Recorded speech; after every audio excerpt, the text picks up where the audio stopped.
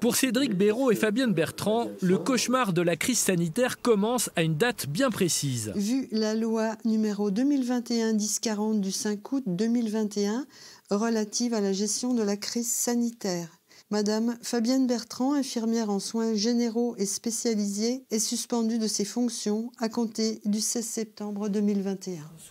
Par décret, la vaccination contre la Covid-19 est rendue obligatoire pour les personnes travaillant dans le monde médical. Cédric et Fabienne la refusent. Suspendus l'an dernier, ces deux soignants bourguignons reviennent sur leur choix et ses conséquences difficiles. Pour moi, il n'y avait pas assez de recul. On n'avait pas assez de recul. Un traitement qui s'est mis en place en très peu de temps, en à peine 6 mois. J'avais beaucoup d'appréhension. On n'est pas non plus anti-vax. Moi, on m'a dit aussi, ouais, mais pour l'hépatite, t'as rien dit, tu l'as bien fait. Alors j'essaie juste de dire, ouais, mais voilà, il y avait quand même plus de recul. Il y avait 10 ans de recul. C'était étudié depuis 20 ans. Mais là, ça arrive comme ça. Permettez-nous juste de douter, quoi. Ce qui a été difficile aussi, c'est des personnes lambda que j'ai pu croiser et qui disaient « mais tu devrais montrer l'exemple en tant qu'infirmier, en tant que soignant. Tu devrais... » Et moi, je mettais en avant ce principe de précaution. Moi, j'ai énormément souffert au boulot. On m'a dit « mais... t'es taré, tu te poses trop de questions. » Le 14, j'ai été reçu par la DRH qui m'a demandé mon schéma vaccinal et je lui ai dit clairement que j'avais rien à lui fournir parce que je n'irais pas pour l'heure. Il était trop tôt pour moi pour prendre cette décision-là. Et du coup, j'ai été suspendu le 14 au soir, en fait. Je me souviens d'être arrivée le 15 septembre au même moment qu'une collègue le matin qui me dit « Ouh, t'as pas l'air en forme, toi ?» Ben non, pas vraiment. En fait, c'est mon dernier jour de boulot. Donc, elle me dit pas que tu l'as pas fait. T'aurais dû le faire. Tu vas plus avoir de vie sociale. Voilà, donc ça a été extrêmement violent. Il se passe plein de choses, quoi.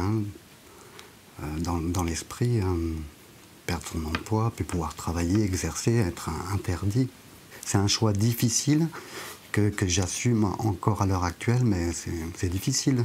C'est pas un positionnement facile à tenir. Ce qui est extrêmement douloureux, c'est de n'avoir rien fait, entre guillemets, de mal. Enfin, moi, j'ai fait mon travail jusqu'au dernier jour. J'ai jamais fait de faute professionnelle, j'ai jamais eu de signalement quelconque. J'avais des super bonnes notations.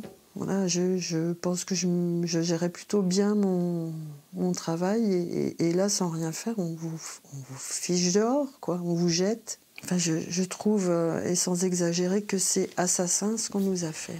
Après plus d'un an sans aucun salaire, ces soignants suspendus sont toujours debout. Ils viennent de publier un livre sur leur calvaire et ont créé une association pour défendre leur cause. Depuis la réintégration des soignants en Suisse et en Italie, Cédric et Fabienne espèrent voir lever l'interdiction aux non-vaccinés d'exercer leur profession, d'autant qu'ils ont toujours des doutes sur l'efficacité de la vaccination. Je ne comprends pas pourquoi la France est à la traîne comme ça.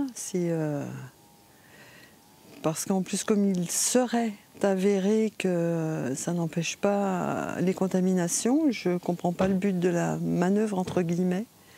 Voilà, on ne mettrait pas en danger les patients, donc je ne comprends pas pourquoi les soignants sont toujours suspendus. Il y a une amertume, mais si vous voulez, moi j'ai hâte de reprendre mon travail, bien sûr, pour se sentir vivant en même temps, pas être exclu. J'ai des compétences et je n'ai pas envie de me réorienter. Bien sûr que si toutes ces mesures venaient à être levées, moi je reprendrais de bon cœur. Pour sortir de cette situation inextricable, Fabienne a pris sa retraite en mars dernier. Cédric, quant à lui, a pu retravailler quelques mois après avoir contracté la Covid. Il espère toujours retrouver son travail, même si la réintégration des soignants suspendus en France semble toujours incertaine.